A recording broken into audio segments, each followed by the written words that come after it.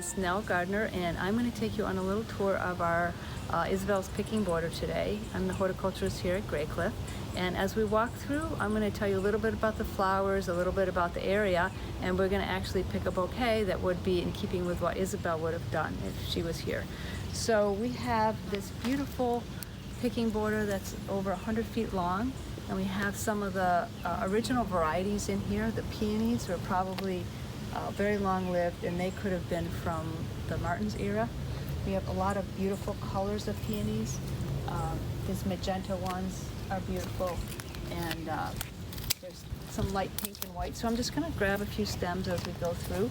They're best actually picked before they get fully open. So I'm going to pick when we sort of still have some buds. And then there's this beautiful lady's mantle that's a filler. That's here. We're going to cut a few of them. And some of this yellow yarrow next to it. So this garden was completely, when I first started a few years ago, this was completely just grassed over where the walkway was slate. And we have actually restored the entire area, not just the plantings, but the walkway as well, with the original brick that they put in here and the stabilized gravel stone. So this looks much like it would have in the Martin's era. So as you can see, we have some beautiful pink peonies. All of these varieties are what the Martins would have had, or they're in keeping with what Ellen Biddle Shipman would have specified at the time.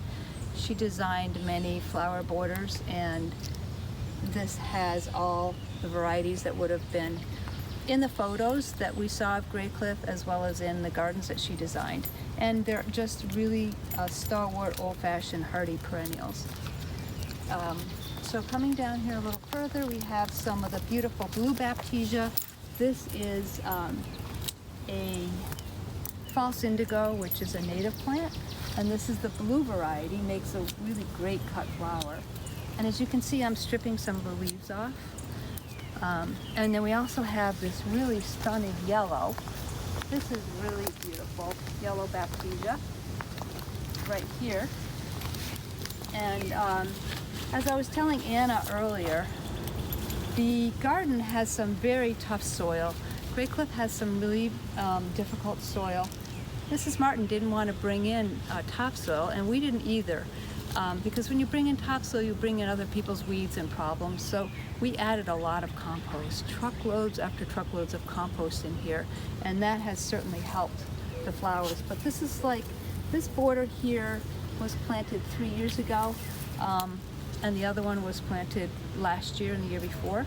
So the plants are just starting to take off, and you can get heavy soil to grow good plants. You just have to make a lot of compost and add a lot every year.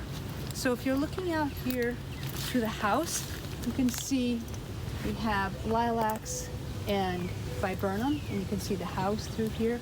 This would have probably been a hedge at the time, but we've put the shrubs in intermittent groupings so that you can see the house. So it makes kind of a nice panoramic view. The lilacs also smell amazing as we're walking by. A lot of these flowers are scented.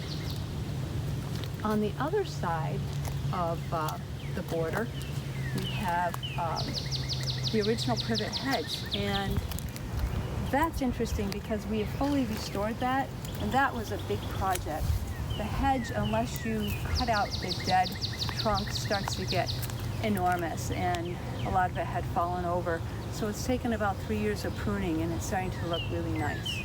Some of the volunteers that work here do a really nice job of pruning it, so it looks level, which it wouldn't if I was doing it.